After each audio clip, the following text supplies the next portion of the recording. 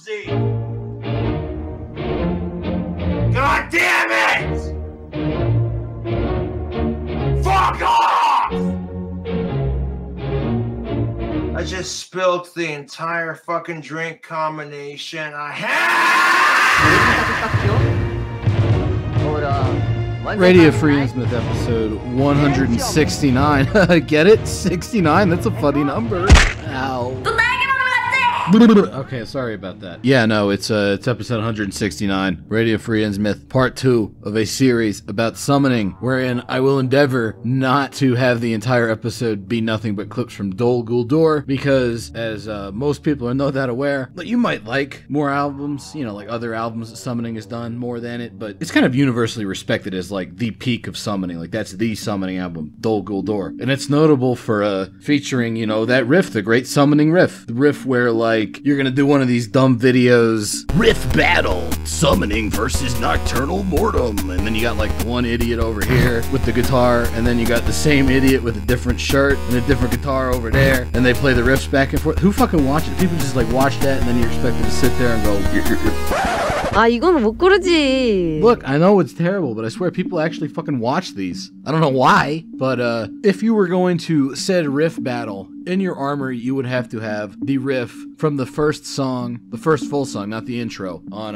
Summoning's third album, Dol Guldur, the main riff from Nightshade Forests. If you're new to the metal thing, or maybe you just don't use the terminology a lot, a riff, you know, it's like the repeated melodic sequence of a song. If you're a classical music dork, it's an ostinato. And the main riff in Nightshade Forests is like Summoning's Yesu Dod, or Where the Slime Live. Like, that's the summoning riff. And it goes a little something like...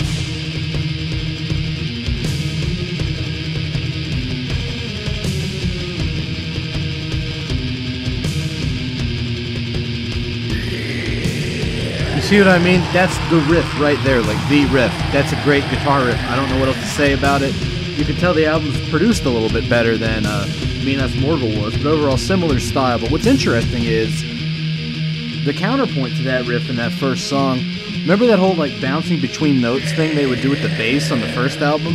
They brought that technique back after abandoning it on the second album, and now they are playing it with the guitars. That like very interesting stuff.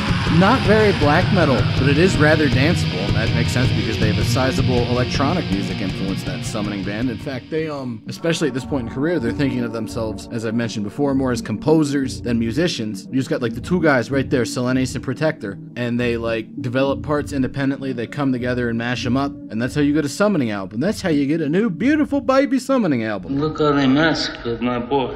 On the prior summoning album, Minas Morgul, there was a song called Passing of the Grey Company that was very, like, Baroque, you know, like fugal in structure, with this, like, gradual layering of repeated sounds. On this album, that concept is further explored with the song Khazad-dûm.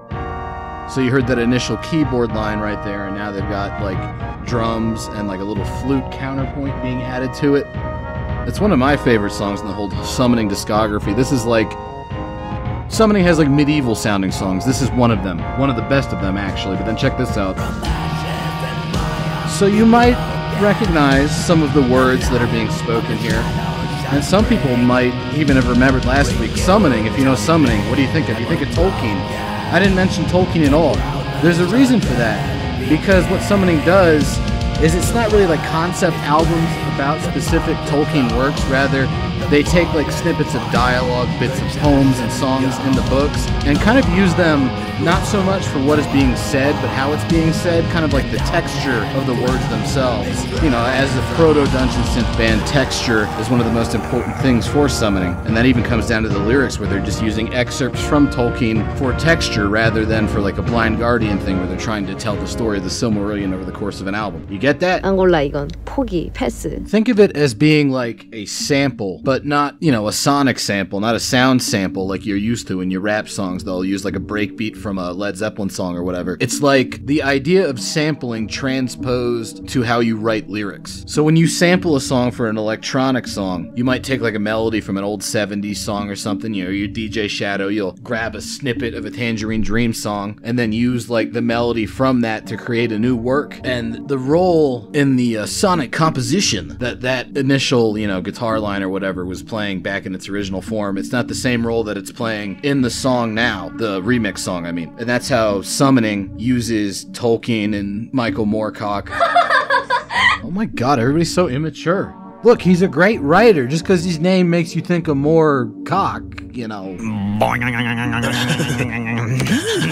But yeah, no, that's how Summoning utilizes Tolkien, Michael Moorcock. They use Wordsworth poems. I believe they've used Emerson and Thoreau on occasion, but it's mostly Tolkien that they do that with. So in a way, Tolkien, yes, is very important to Summoning, just not in like the very cheesy way that a lot of people think it is. Like, I got my copy of Oathbound, it has a sticker on the front, and it says, featuring Midratas Vras, or whatever the fuck. It's a fake language, so I'm not gonna learn how to pronounce it. The first song ever written entirely in the language of the orcs. And like, that's supposed to be like the selling point for the album. Just like, oh, shut up, nerd. They're sampling it. The ideas from like the original Tolkien works are still there, but they no longer have the same place in the story continuity. Instead, they're used as excerpts to set an atmosphere, if that makes sense. I don't know. Maybe you don't listen to something like that. Maybe you are actually out there like looking up specific quotes from the book and trying to match up parts of songs to specific parts of like Tolkien narratives. And you know, if you are, good on you.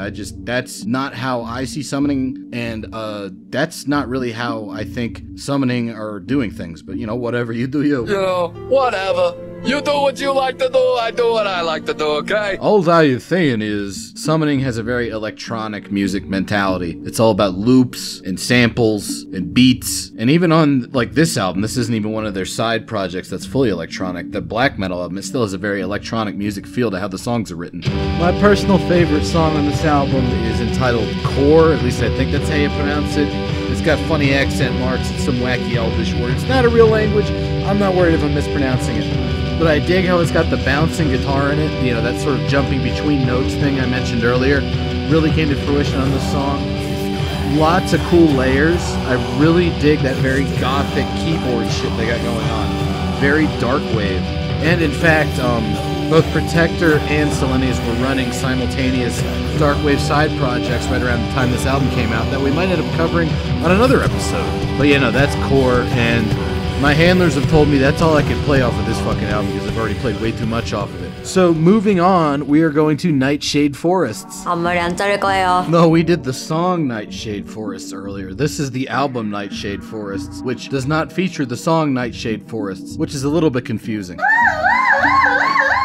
Come on, keep up with me. Anyways, you remember a couple weeks ago we did an episode on Orang, and I was talking about how he was heavily inspired by Summoning, and that one of his major approaches to songwriting was he would find a particular just like sound he liked. It could just be a synth patch or even just a sound effect, and then write a song around that. I think that's what's going on with Nightshade Forests, because check out the first song. This one's got real weird drum work at the beginning, my man.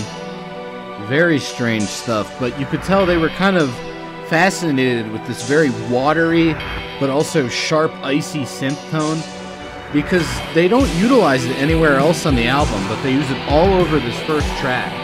It's like an exploration of this particular soundscape. And I, for one, enjoy it quite a bit. I think either this or Minas Morgul was the first thing I ever heard from Summoning, and it still ranks fairly highly in my book. The guitar on this is very much mixed to the background. This is a much more keyboard-heavy album than their earlier material. Also like those heavy timpanis, you gotta like those. But really good just counterpoint in that song, lots of cool stuff. My favorite Summoning song of all time is another one where you could tell they were just exploring a particular sort of like keyboard sound set, and that one is entitled Habanon Beneath the Stars, which is an exploration of both like a nice organ tone and then also this very cool like keyboard sound that's going like the song is all about that. It's also all about this percussion. I remember this album, it's the beginning of like the new Summoning style of percussion, which Brett Stevens, remember that guy? I remember that guy. Described as tropical. Makes you think of a tropical island. Which is admittedly somewhat gay, but not entirely inaccurate. It seems like it's written for hand drums more than your standard metal drum kit, but you know, as we've extensively covered practically ad nauseum, Summoning is not your standard metal band. This part is really cool too here. This little interlude bit where it's just the keyboards and then the cymbal. big fan of this. You know, some people might think that this album's a little bit too long-winded, maybe Summoning in general a little bit too long-winded, but hey. If you're bored at all during this, you could just watch the friggin' epic K-pop going on in the background. You know, I think great songwriting ideas like Summonings deserve the breathing room that they are given by the artists. Then we get to the next Summoning album, Stronghold. This is another a lot of people's favorites, and this one's a much more guitar-heavy album. You might have remembered back when we were talking about Dol-Guldur, we were getting into how they were experimenting with like kind of doing a little bit less standard black metal tremolo picking and a little bit more picking out individual arpeggios and like jumping between notes. Well, you two douchebags! This album features considerably more experimentation in that arena, as evidenced by like the really cool sort of cleanly picked arpeggio melodies that are being churned out here, and then watch how they go into the main chorus. Another major development on this album is this sort of like, I guess you could call it scream spiel, like in between singing and like a black metal shriek. That's a big part of this album. And also the contrast between that earlier guitar playing you heard that was very delicate, and then this like very grandiose sort of tremolo stuff. And then plenty of like more quiet, contemplative, synth-heavy sections, of course. Maybe a little bit more accessible than earlier Summoning, not quite as repetitive. Also, there's some really cool guitar playing on The Glory Disappears, the third song on here. Second if you don't count the intro. This weird, like, there's drone notes, then there's like the same sort of like jumping around the arpeggio. Very interesting guitar layering. And then, you know, the contrast, the great contrast, everybody loves it. They go back into the tremolo picking, a little bit more black metal. Really cool stuff. Love Stronghold. And they would just keep pushing forward with the album after it, entitled Let Mortal Heroes Sing Your Fame. You can tell from the first note of the album that it's definitely higher budget. The synth patches are of an exceptionally high quality. But the important part is how they've updated the guitar playing even more. Definitely pretty much leaving black metal behind on this release. Very weird, sort of like if you were to take like brass arrangements from a Bruckner symphony and then play it with like a palm muted guitar running through arpeggios with a very clean guitar tone. That's what you get here, and I am a big fan of it.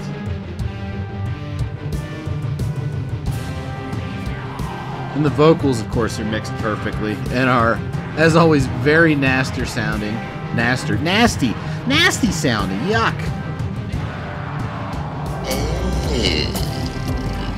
I like them though. It's called black metal, not fancy pants, flowers, and rainbows and fairies metal. God damn it. Also, speaking of samples from earlier, this album actually started to heavily feature samples from various Lord of the Rings radio dramas, and that would become an important part of their sound going forward. I think it lends, you know, a decent amount of atmosphere. My favorite song on this album is actually the final one, which is just entitled Farewell, which features a lot of very suspenseful sounding keyboard work. Interesting stuff, but what's important is what it's going to transition into, because this is also the beginning of another very interesting development in summoning sound, and that would be absolutely orgasmic choral vocals. It's Selene and Protector just overlaying themselves doing clean vocal choruses to make it sound like a big choir. There were clean vocals on the earlier albums, usually like guest female vocal appearances, but those are a bit more tied to one of the Summoning side projects that we'll cover in the next Summoning episode, I'd say, which will probably be the final Summoning episode, hopefully. I mean, fuck me, we haven't talked about these guys forever. But yeah, that's part 2 of Summoning. Good time to take a break since Summoning themselves started taking pretty big breaks between albums going forward. Like back in the day, friggin' Minas Morgul and Lugbers came out the same year, and then they waited 2 years, and then they did Dol-Guldur and a Nightshade Forest, both in 1997. Stronghold came out in 99, so, you know, they had a 2-year break there. And then Let Mortal Heroes Sing Your Fame came out in 2001, so they were cranking those fuckers out. The next Summoning, Oathbound, came out in 2006, and I actually remember it coming out because I was in high school and I was very anticipating it? That's not a good linguistic construction. Whatever. And then like after that, there would be like 6 or 7 years between each album, which, as you might might expect, denotes another major songwriting shift, which we will cover next time. So I'll see you next week. Bye-bye. While the female employee had her back turned, I grabbed. Betty, Betty.